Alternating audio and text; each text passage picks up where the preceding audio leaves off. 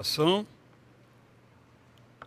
Alegria muito grande estarmos juntos mais uma vez. Estivemos presencialmente às 9, às 11 e agora também neste horário, 18 horas, que eu tenho recebido retornos muito positivos de quantos estão apreciando este horário. Nosso desejo realmente é fazer aquilo que contempla as nossas realidades.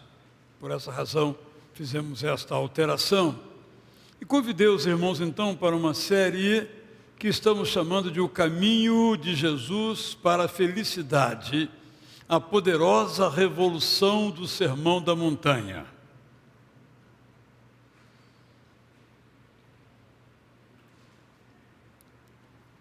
O texto bíblico, seja ele qual for, pela profunda inspiração divina, é inesgotável.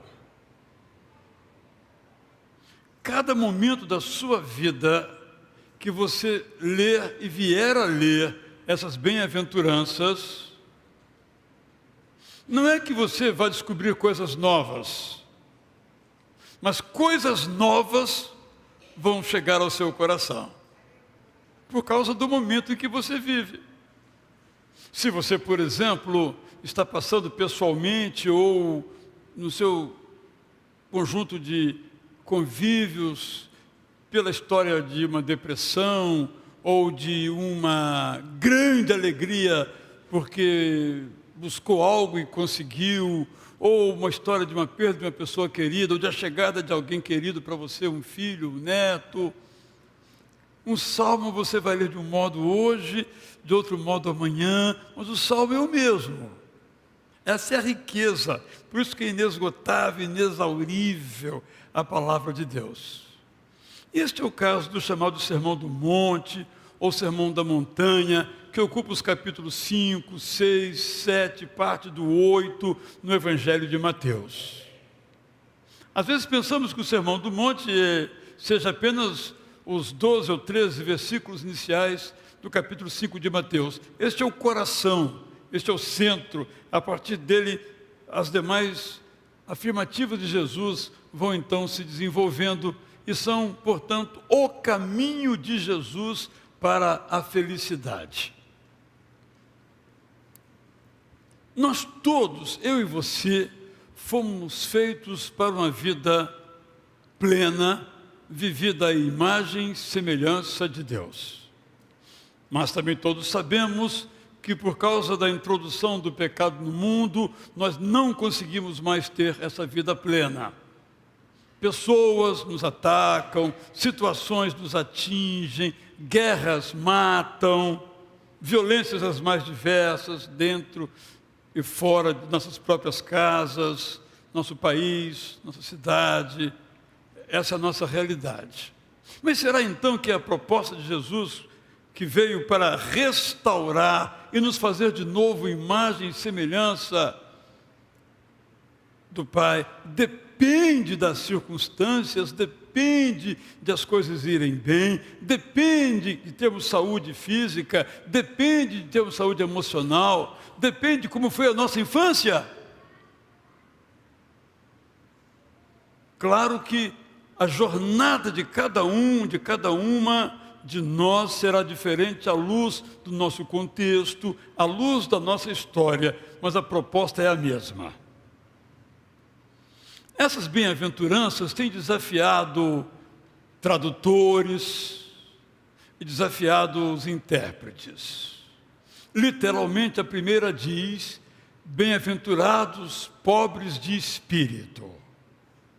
Nós sabemos que a expressão pobre de espírito é completamente abominada.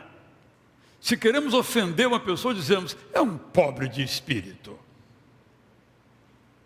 Tem nada a ver o que Jesus disse nessa expressão popular, esse xingamento, digamos assim, com a expressão em Jesus. Então, por isso que os tradutores se debruçam. Literalmente é isso que está escrito. Quando Lucas traz esse sermão, ele tira o de espírito e diz, bem-aventurados os pobres. E aí já é uma outra jornada, uma outra caminhada. Repito então que a tradução tradicional é bem-aventurado o pobre de espírito. No entanto, será que essa expressão ainda faz sentido para nós? Esse modo de traduzir, como foi feito no século XVIII, faz sentido para nós?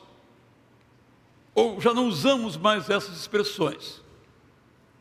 Por esta razão, então, eu me debrucei sobre esse texto durante meses, eu diria mesmo anos, e entendi que a melhor maneira de traduzirmos esse texto é pensar nessa pobreza de espírito como uma pobreza espiritual, isto é, um reconhecimento da nossa condição de dependentes de Deus.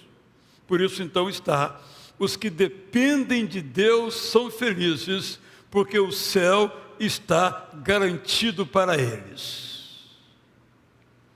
Se nós pegarmos o contexto dessas frases de Jesus, nós vamos observar que ele subiu num certo lugar à beira do lago da Galileia, um dos lugares prováveis. Estive lá várias vezes, é emocionante estar lá. Infelizmente, acho que nunca mais vou estar, porque essa guerra vai demorar muito tempo. Talvez eu não veja a paz ali, não possa voltar lá. Mas guardo na memória aqueles lugares em que você, ficando mais ou menos a 300 metros aproximadamente da margem do mar da Galileia, tem uma inclinação, você pode se assentar ali, e tradicionalmente se diz que foram ali as beatitudes ou as bem-aventuranças, e é uma grande possibilidade, talvez nunca se possa provar, porque já foram vulcões que passaram por ali, maremotos, terremotos, tantas dificuldades que a geologia já não é mais a mesma.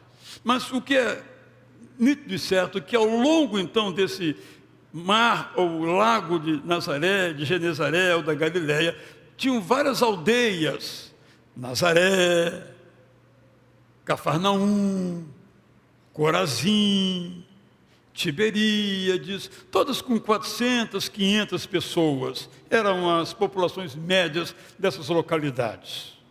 Mas de algum modo, quando Jesus começou a pregar, e de uma maneira tão extraordinária, que as pessoas, sem meios de comunicação como os que temos hoje, vinham das suas aldeias, acorrendo e literalmente correndo para ouvir um novo mestre.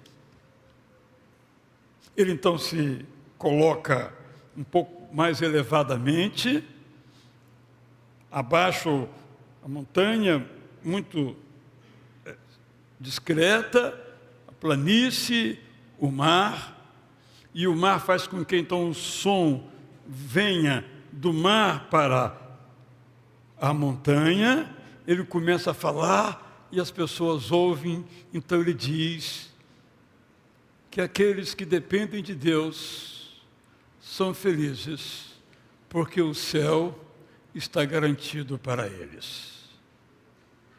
É o primeiro verso, é a primeira bem-aventurança, é a primeira felicidade segundo Jesus. O que é então ser alguém espiritualmente pobre ou alguém dependente de Deus?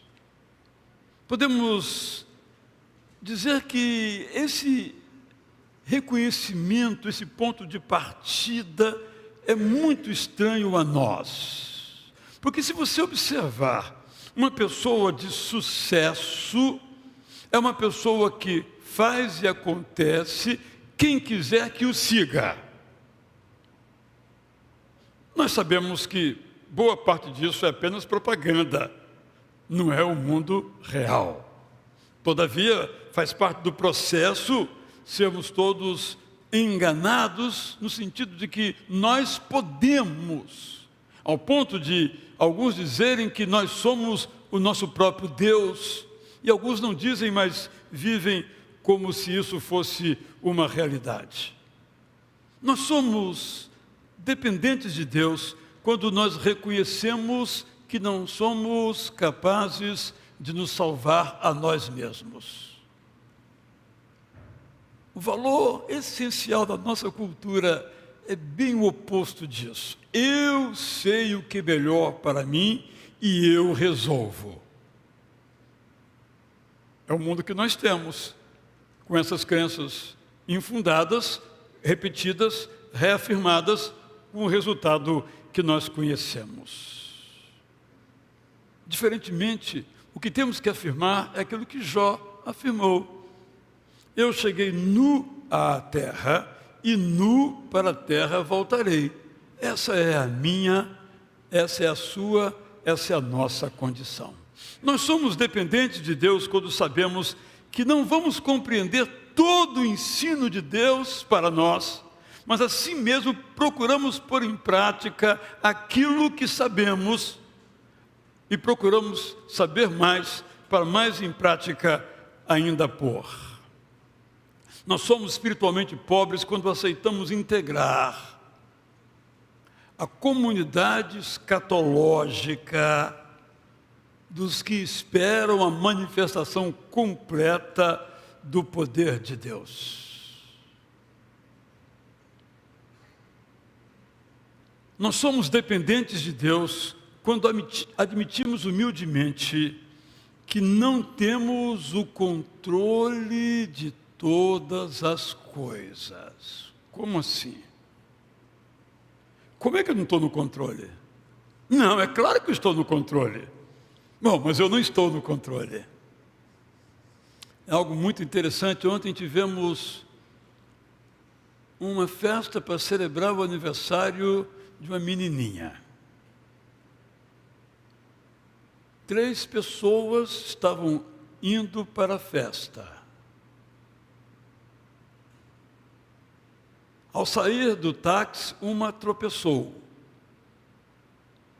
e teve que ir para o hospital fazer uma tomografia. Está bem, fiquem tranquilos, está ótima.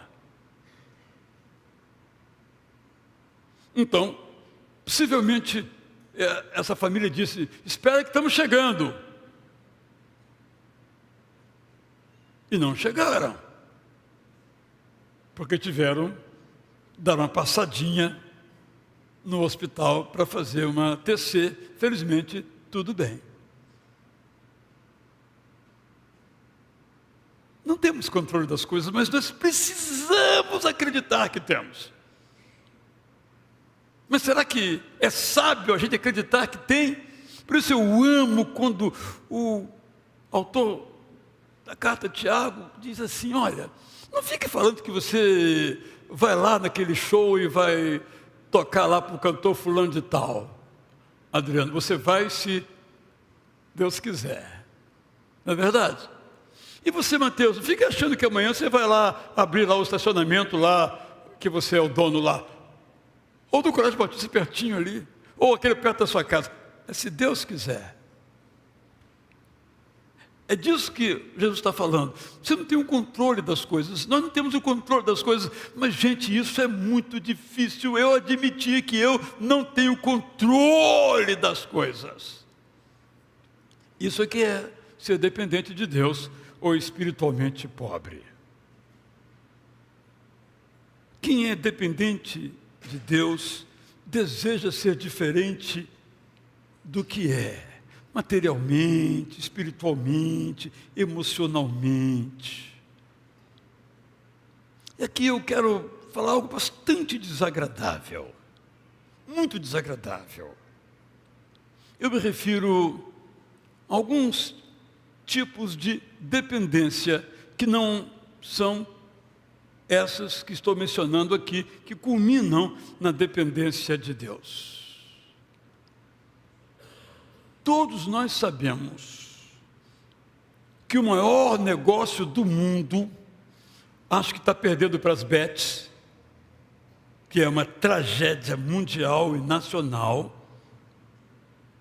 Só em 2024, as famílias estão apostando essa estimativa, 12 bilhões nesses inocentes, entre aspas, jogos. Tem gente pegando dinheiro do Bolsa Família, em lugar de comprar comida, está apostando. É algo tão arrasador que eu, no meu site, Prazer da Palavra, site simplíssimo, eu recebo diariamente ofertas se eu não quero anunciar uma bet A, B ou C lá. Eu digo não. Pagam para isso. Se espalham por tudo quanto é lugar. Mas eu não quero falar sobre isso. Eu quero falar sobre pornografia. É um assunto distante, não é? Muito distante. Tão distante que a indústria que mais movimenta dinheiro no mundo. Dizem que mais do que guerra. Difícil acreditar. E muitas das pessoas com as quais nós convivemos estão totalmente dependentes de pornografia. Desde aquelas totalmente proibidas com crianças, a quaisquer outras que todas deviam ser totalmente afastadas das práticas das pessoas decentes. Há pessoas lutando contra isso, em nossas igrejas. Mas há pessoas que já não lutam mais e prosseguem nessa triste jornada. Porque nós somos livres. Mas livres para quê? Livres para ser escravo do que nos domina? Ou livre para ser livre do que quer nos escravizar? Essa é a nossa grande pergunta. Por isso que o Evangelho é maravilhoso, porque ele coloca o dedo na nossa ferida e não nos deixa lá no buraco de nossa autopercepção, mas diz: você pode ser outra pessoa. O Evangelho é a boa notícia de que a mudança, a transformação é possível, não importam quais sejam os problemas, em quaisquer campos de nossa existência, e começa quando eu e você paramos de negar o nosso problema, quando nós o temos. Gente, nem todos temos muitos problemas, mas todos temos algum problema, uma mágoa. Há pessoas que têm uma mágoa que trazem desde a infância. Vão morrer com essa mágoa e vão deixá-la para os seus filhos e netos. E a única maneira de, tendo uma mágoa, não deixá-la como herança para os seus herdeiros, é não tê-la agora. É superá-la agora. Porque se eu morrer com mágoa, os meus descendentes vão conviver com ela, a menos que um dia eles parem com isso também. E aí então cessa. Mas eu posso dar um passo agora e terminar agora. Se, por exemplo, esse é o meu problema, mas pode ser outro o meu problema. Claro que há problemas que não têm grandes consequências. Mas eu quero dizer que é a juventude que come totalmente errado, que tem consequências. Claro, eu sei que há jovens aqui que comem saladinha, que comem frutinha, que comem verdurinha. 0,1% se tanto. A maioria é hambúrguer, batata frita bem salgada, arroz, feijão, carne vermelha.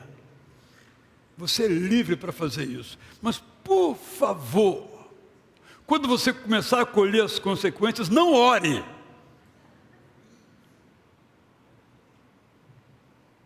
Porque você foi advertido que tinha que comer chuchu. Eu como chuchu todo dia. Só uma brincadeira para dizer, é que as nossas ações têm consequências. E o grande problema das consequências é que às vezes elas não são perceptíveis relacionadas às suas causas, mas não nasceram do nada. Então nós temos que nos cuidar, nos preservar hoje. Se tem uma área e tantas outras áreas da vida, então qual é o meu problema? Qual é a minha dificuldade? Eu tenho que partir disso. E muitas vezes admitir que há coisas que estão fora de controle na minha vida e reconhecer que somos impotentes para resolver. Felizes são os que dependem de Deus, não de si mesmos, porque eu sei que eu vou dizer uma frase muito profunda aqui, que você nunca imaginou, mas você não é Deus. Bem, não é tão profunda assim, não é tão nova assim, mas a maioria de nós acha que é Deus. Contei que eu estava passando numa rua e tinha um morador de rua discutindo com o outro, e ele já trôpego, mal conseguindo ficar em pé, ele disse: eu sou mais eu e eu me garanto. Quando eu vi aquilo, eu disse: é o retrato do ser humano. Mesmo ali naquela condição bastante difícil, ele se acha Deus e ele vai resolver. Mas é claro que ele não vai resolver. Porque a maioria dos moradores de rua continua na rua. Porque ele vai resolver. 30, 40, 50 anos, seus filhos também, netos também moram ali. Porque ele vai resolver. Ele não diz: olha, eu não sei resolver, toma aqui. O grande problema, por exemplo, nós sabemos disso, da Cracolândia, é que as pessoas que estão ali não querem, não têm nem condições ou não querem admitir que não podem sozinhas. E quando algumas delas dizem: eu realmente não tenho mais jeito, me leva para algum lugar, muitas dessas se recuperam. Não é 100%, mas houve uma tentativa, houve um passo. Então eu quero dizer algo que eu tenho repetido aqui insistentemente como minha última linha aqui, que para mim é o centro do Evangelho, de nossas decisões. Há um fato: nós somos amados por Deus. Esse é um fato. Se eu aceitar ou não, não altera que eu sou amado por Deus. Se eu acreditar ou não, não altera o que o fato é. Mas se eu aceitar que eu sou amado por Deus, aí tudo muda. É isso que é ser dependente de Deus. Dependa do Deus eterno. Agora eu quero então que você pegue seu roteiro aí e quero lhe convidar a fazer o exercício. Se você não tem uma caneta, saiba que deve trazê-la na semana que vem. Algumas mesas têm caneta aí, mas nem todas. Eu quero então primeiramente lhe perguntar o seguinte: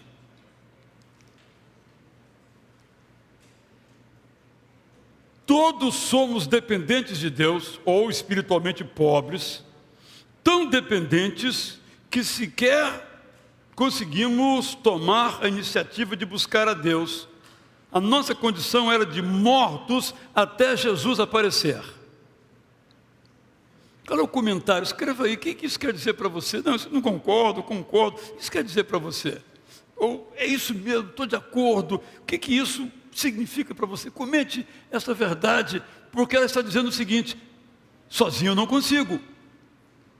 Gente, a maioria de nós não consegue porque quer tentar sozinho, sem pedir ajuda, nem a Deus, nem a ninguém. Então, escreve aí. Não temos muito tempo, mas você poderia ler Tito 2, 11 a 14, sobre o que é que Jesus fez por nós. Queria que você comentasse, então, uma linha, 2 linhas, como você quisesse. Depois você faz em casa. Você que está em casa pode fazer isso. Você já fez sua inscrição e baixou o nosso programa. Segunda coisa que quero dizer, a segunda frase que está aí é a seguinte: nós somos livres para ingerir produtos químicos, seja para apagar uma dor, seja para nos mergulhar num passageiro prazer. Somos também livres para parar de fumar, para parar de beber bebida alcoólica, para parar de injetar uma droga no corpo, para voltar a dormir sem muleta de um barbitúrico. Mas descobrimos que, embora desejando isso, nem sempre conseguimos. Eu citei aqui algumas realidades. Qual é a sua realidade? Não é? Nós temos as nossas. Se eu fosse escrever aqui, eu diria: olha, tem uma que eu não consigo. Eu já citei várias vezes, não é nenhuma novidade, né? Comer devagar.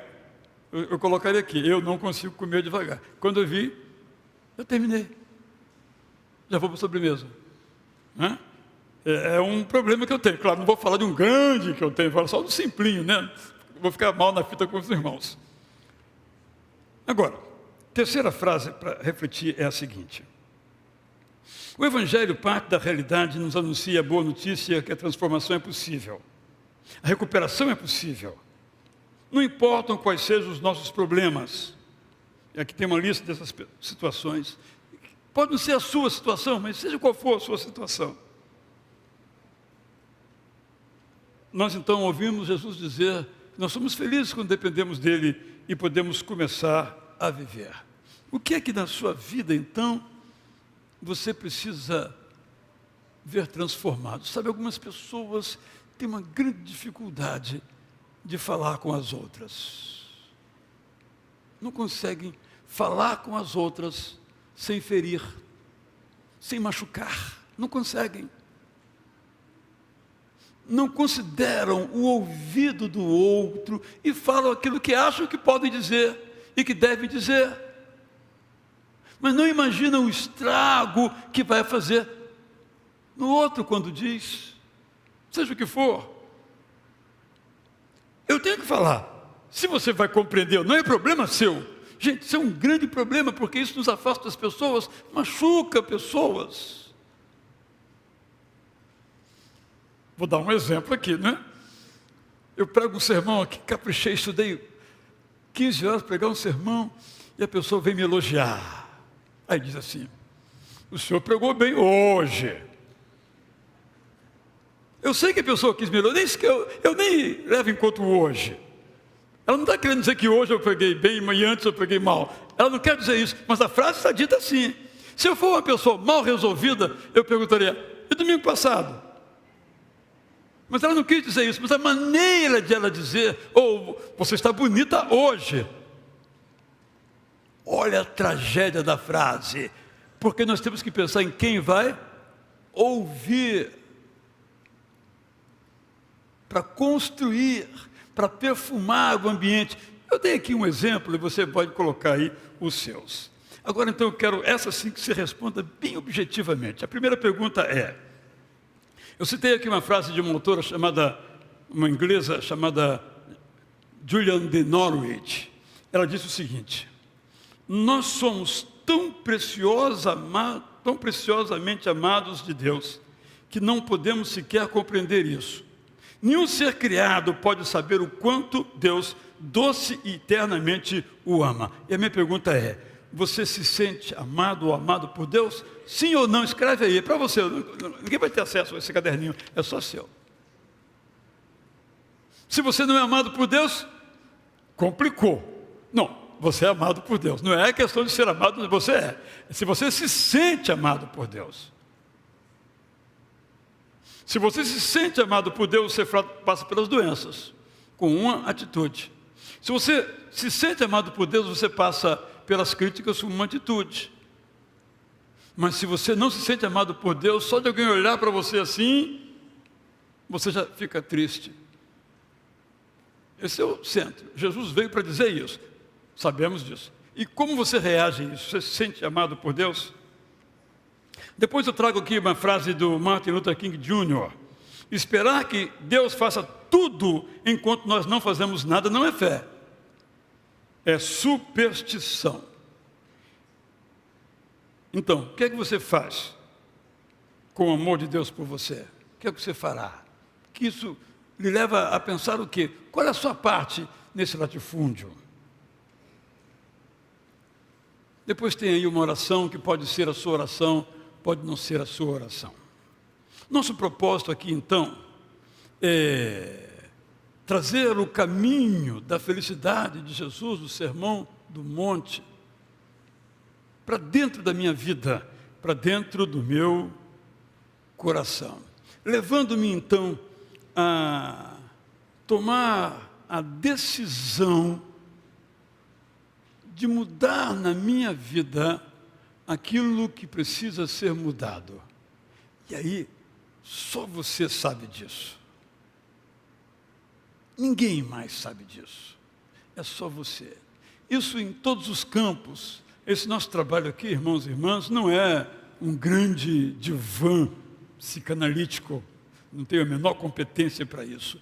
Mas é uma reflexão. Primeiro, para que nós entendamos o que é que Jesus quis dizer com isso. Felizes são os que dependem de Deus, porque o reino do céu está garantido para eles. O que significa isso? Ou, na tradução antiga, os pobres de espírito, ou qualquer outra expressão. O que isso significa? E como é que eu trago isso para a minha vida?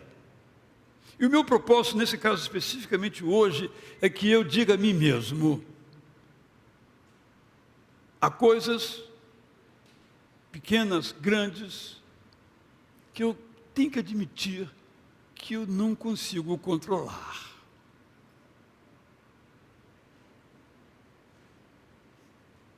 Há muitos anos, uma pessoa enfrentou um sério problema de um certo vício que o levou à prisão. Quando eu fui visitá-lo na cadeia, ele me disse assim: você várias vezes falou sobre esse assunto e disse que quem tinha esse problema devia procurar ajuda. Eu quero dizer a você que eu cheguei a decidir no meu coração procurar você em busca de ajuda. Mas a polícia chegou primeiro. No caso dessa pessoa. Foi adiando. Tinha consciência de que aquilo não era bom para ele, não era bom para ninguém, mas era um vício. Vício, a gente não diz assim, vai embora, e ele vai. Às vezes isso acontece. Tivemos um caso aqui, uma história muito marcante para mim. Culto de quarta-feira era aqui, chegou uma pessoa por essa porta, entrou e tremia. Ele tinha um problema muito sério, no caso dele, com o cigarro. Ele já tremia. Ele entrou aqui no culto. Quando acabou o culto, ele disse: eu nunca mais vou fumar. E nunca mais fumou. Mas essa é uma história, uma em mil. Mas ele, participando do culto, tomou a decisão e Deus o ajudou. Ele reconheceu que precisava deixar aquele vício. Me referi aqui a um, mas a outros. E deu certo com ele naquele caso. Mas às vezes você faz isso e não acontece isso. E você tem que falar, comentar, dizer, levantar a mão, ficar em pé, ajoelhar-se, chorar várias vezes. Mas não pode desistir. Porque há para mim, há para você, aquilo que Jesus diz que é vida transbordante ou uma garantia de felicidade. Eu não posso perder essa felicidade que me está prometida. Mas eu não posso esperar que Deus faça tudo, eu dependo dele. Mas ele me põe no caminho para que eu faça.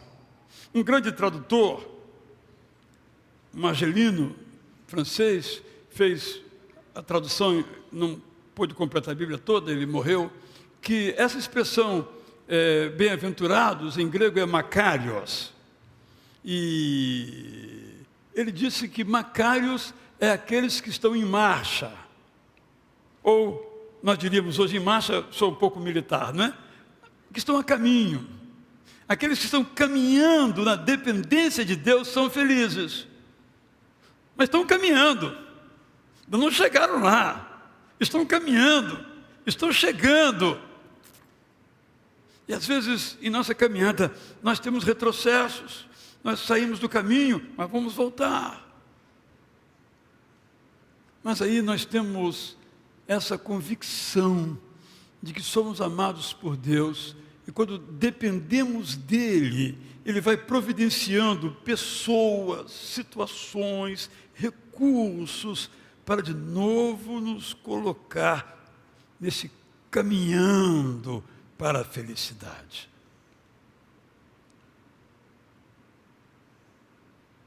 Eu às vezes fico pensando, quando Jesus, podemos imaginar assim,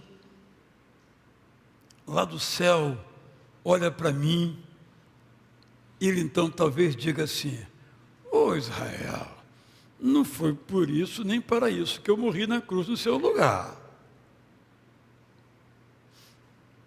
Mas fico muito feliz quando ele olha para mim e diz: ô Israel, acho que você entendeu, valeu a pena, continue no caminho. Nós não somos perfeitos.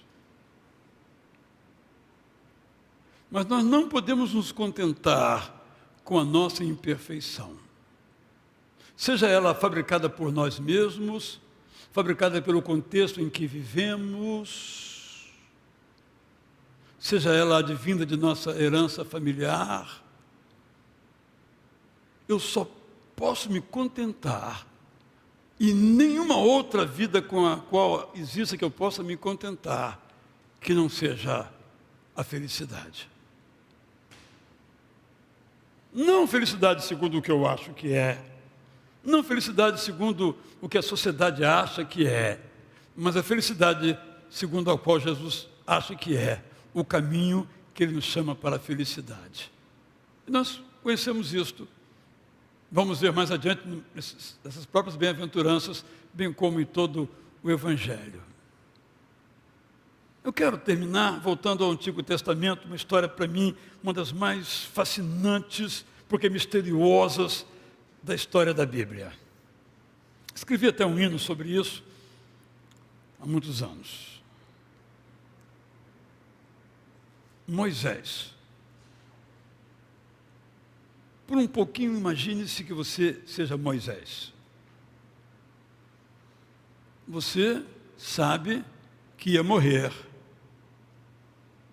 Mas a sua mãe, Joquebede, teve uma ideia sensacional, colocou você num cesto e você singrou as águas de um canal do rio do Nilo.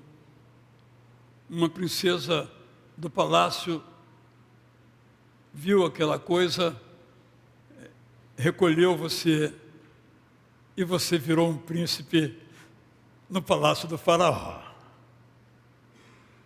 Você sabia que você não era totalmente egípcio. Você sabia que você era hebreu. Aí um dia, já crescido, preparado para ser um sucessor do faraó, você discretamente colocou uma roupa um pouco disfarçada e foi visitar essa comunidade em Goshen dos seus antepassados. Como é que eles vivem? Como é que são as coisas lá? E lá você viu uma maldade sendo cometida e você, com seu senso de justiça, matou aquele malvado, enterrou na areia. A história vocês conhecem, né? Teve que fugir. Ou fugia ou morria. Fugiu. Bem, mas aí a sua vida encontrou uma calmaria, encontrou uma família que recebeu, casou lá, teve filhos, trabalhava para o sogro, tudo ia bem. Mas será que ele foi retirado das águas só para cuidar de bois no deserto? Então estava ele cuidando da sua boiada lá no deserto. Ele viu que lá adiante uma árvore parecia que pegava fogo, mas não pegava fogo, porque o fogo não acabava com a árvore, como se fosse um efeito cinematográfico. Ele disse, eu vou lá ver o que é isso.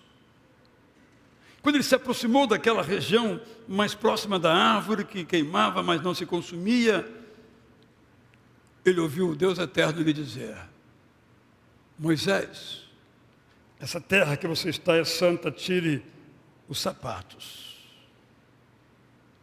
Ele tirou, se aproximou, e Deus disse a ele, agora você vai voltar para o Egito. Se eu fosse Moisés, eu diria, está maluco, Deus? Aqui eu sou livre. Queres me mandar para morrer? Porque lá eu sou um condenado. Meu nome está na lista do Interpol. Não sabe disso, não? Vá. A história nós sabemos. O que me apaixona nessa história? É que Deus tinha mais para Moisés. Era legal pastorear as ovelhas do seu sogro? Era legal. Ter filhos com Zípora e com a Cuxita? Tudo legal. Tudo ótimo. Um cara bem sucedido. Não podia reclamar. Mas Deus tinha mais para ele. Tem mais para você. Ah, mas eu estou com 60 anos, já ouvi isso. Está começando a viver agora. Eu já estou com 70, estou com o pé na cova. Quem garantiu isso? Mas há pessoas que pensam assim. Eu já estou com 50. Que absurdo, não é verdade? Não, nada disso. Eu já tentei tudo na vida, nada deu certo. Nem agora que vai dar. A sarça não se consome. E Deus diz, vá para o Egito. Vá libertar o meu povo. Essa é uma história que ao mesmo tempo é uma metáfora para mim e para você. Há mais que Deus quer fazer com você, para você e por você. E para tanto, urge que a sua teologia esteja boa e que o seu coração, a sua emoção esteja boa. Que você então coloque sua vida diante de Deus e ore assim: ensina-me, Pai, o caminho da verdade e me ajude a ficar firme nesse caminho, na minha jornada de recuperação. Eu quero minha vida de volta, eu clamo a Ti por socorro. Talvez essa oração não caiba para você, está bem. Qual é que cabe? Faça a sua oração. Isso aqui é só um exemplo, mas eu quero só reforçar isso. Eu olho para mim e digo, há mais para mim. Me ajuda, ó Deus, a realizar esse mais para mim enquanto pastor, enquanto marido, enquanto pai, enquanto A ou B. Eu quero mais para mim. Quero saber mais da Tua palavra, quero me aprofundar nessa palavra cada vez mais, que a Tua inspiração completa para mim. Não posso me contentar. Está aqui o pastor Elias Werneck, desculpe citá-lo aqui, uma pessoa admirável, exerceu grandes pastorados, mora em Jacarepaguá, se não me falha a memória, saiu de lá para estar aqui conosco. Sabe por quê? Porque todo mundo tem que ir à igreja. Ele pode ser pela internet, mas porque a vida dele e da esposa dele não acabaram. Vocês estão aqui porque a sua vida não acabou. Você está na flor da idade, tem muita coisa para fazer. É isso que é vida transbordante. Esses sonhos fazerem você acordar de manhã e... Vamos nessa? É isso que Jesus quer.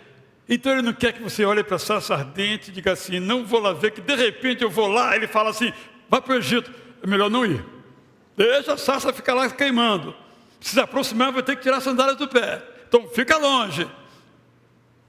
Não, vamos para onde Deus quer fazer conosco o que Ele deseja fazer. Isto é alegria, isto é a felicidade, a aventura de viver, guiado pelo Espírito Santo de Deus. O que Ele vai fazer, sai de baixo, quando você reconhece, eu dependo de Deus. Feliz é quem depende de Deus.